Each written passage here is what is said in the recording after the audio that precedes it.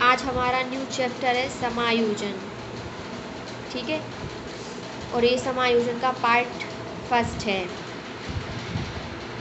अब देखते हैं कि समायोजन क्या होता है, ठीक है। अब हम लोग देखेंगे कि समायोजन होता क्या है। जब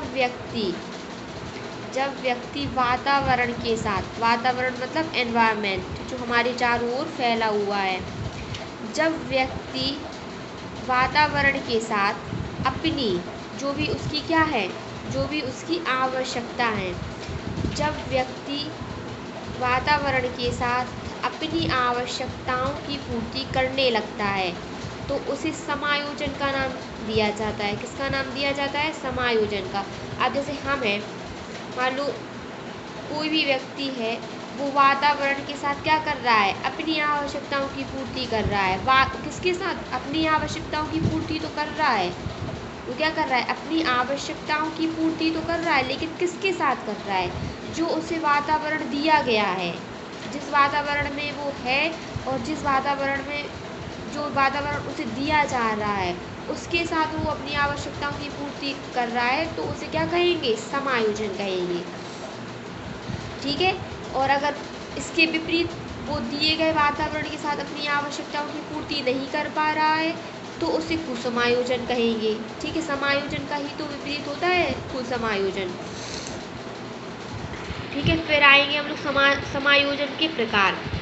समायोजन के प्रश्न अगर आ जाए पेपर में कि समायोजन के कितने प्रकार होते हैं, तो समायोजन के 3 प्रकार होते हैं। कौन कौन से? जैविकीय समायोजन, सामाजिक समायोजन और स्वयं के साथ समायोजन। जैविकीय समायोजन में हमारा आता है भूख, प्यास, निद्रा, ये सब आ जाते हैं, ठीक है, जैविकीय समायोजन में। सामाजिक समायोजन, जहाँ आप समाज में रहते हैं। और स्वयं के साथ समायोजन, अब देखो व्यक्ति को कितने प्रकार के साथ समायोजन करना पड़ता है। व्यक्ति को कितने प्रकार के समायोजन करना पड़ता है। जैसे हम एक व्यक्ति है, तो हमें कितने प्रकार से समायोजन करना पड़ेगा? हमें जैविकीय समायोजन करना पड़ेगा, जैसे भूख, प्यास है, निद्रा है। समाज के साथ समायोजन करना पड़ेगा, जो परिवार में रहते हैं, समुदाय में रहते हैं। स्वयं के साथ समायोजन करना पड़ेगा। स्वयं के साथ समायोजन जो होता है वो मूल प्रवृत्तियों से रिलेट करता है। किससे रिलेट करता है? मूल प्रवृत्तियों से रिलेट करता है स्वयं के साथ समायोजन, ठीक है। अब अगर इसकी थोड़ी और डिटेल में जाएं हम लोग, तो सबसे पहले हम लोग क्या देखेंगे? जैविकीय समायोजन। इसकी थोड़ी थ्योरी पढ़ लेते हैं ताकि थोड़ा अच्छे से समझ में आ जाए। जैविकीय समायोजन, जब कोई प्राणी अपनी शारीरिक आवश्यकताओं की पूर्ति, किसकी पूर्ति? शारीरिक आवश्यकताओं की पूर्ति। जब कोई प्राणी अपनी शारीरिक आवश्यकताओं की पूर्ति के लिए वातावरण के साथ तालमेल स्थापित करने का प्रयास करता है तो इसे क्या कहेंगे? जैविकीय समायोजन कहेंगे। जब कोई प्राणी है, जब कोई व्यक्ति है, उसे अपनी शारीरिक आवश्यकताओं की पूर्ति करनी है, कोई व्यक्ति है और उसे अपनी शारीरिक आवश्यकताओं की पूर्ति करनी है, तो वो अपनी शारीरिक आवश्यकताओं की पूर्ति करने के साथ किसके साथ तालमेल बिठाएगा? वातावरण के साथ तालमेल बिठाएगा। तालमेल बिठाने का जो प्रयास करेगा उससे जैविकीय समायोजन कहते हैं। तो जैविकीय समायोजन में भूख, प्यास, निद्रा, ये सब चीज़ें आ जाती है, ठीक है।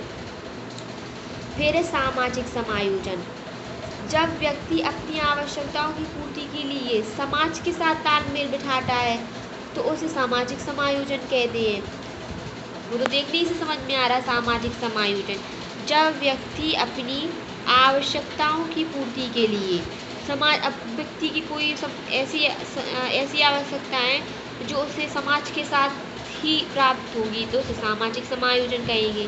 और स्वयं के साथ समायोजन, जब व्यक्ति अपने संवेगों, अपनी मूल प्रवृत्ति, जब व्यक्ति अपने प्रत्येक संवेग से रिलेटेड उसकी मूल प्रवृत्ति भी होती है तो उसके साथ जो तालमेल बिठाता है उससे स्वयं के साथ समायोजन कहते हैं।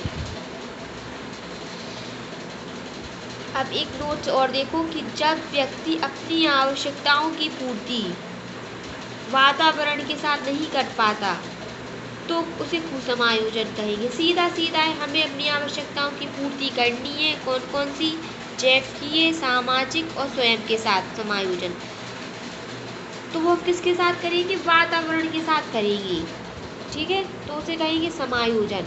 और इसके विपरीत यदि हम अपनी आवश्यकताओं की पूर्ति वातावरण के साथ नहीं कर पा रहे हैं तो उसे कुसमायोजन कहेंगे। जैसे मान लो किसी व्यक्ति को फ्रिज के पानी पीने की आदत है, अगर वो घड़े का पानी नहीं पी पा रहा है किसी स्थान पर जहाँ फ्रिज का पानी अवेलेबल नहीं है, तो वो क्या कर रहा है? तो वो कुसमायोजन कहा जाएगा। और इसके विपरीत समायोजन।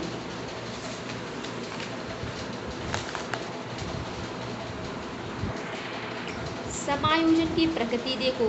अभी हम लोगों ने क्या पढ़ा? समायोजन का अर्थ, समायोजन के प्रकार। अब हम लोग पढ़ेंगे समायोजन की प्रकृति। अब प्रकृति देखो, प्रकृति में हम लोग देखेंगे इसमें व्यक्ति तथा वातावरण दोनों प्रभावित होते हैं। इसमें व्यक्ति तथा वातावरण दोनों प्रभावित होता है। व्यक्ति भी प्रभावित हो रहा और वातावरण भी।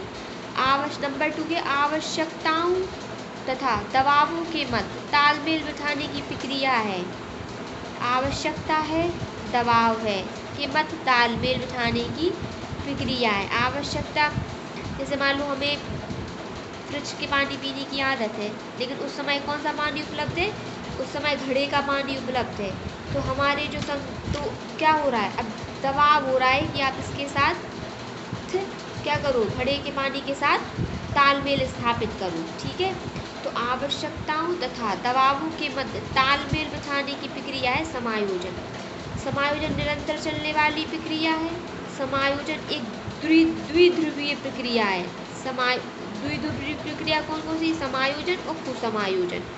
यह एक गतिशील प्रक्रिया है, यह एक उपलब्धि है। समाज की उन्नति समायोजित लोगों पर निर्भर करती है। ठीक है,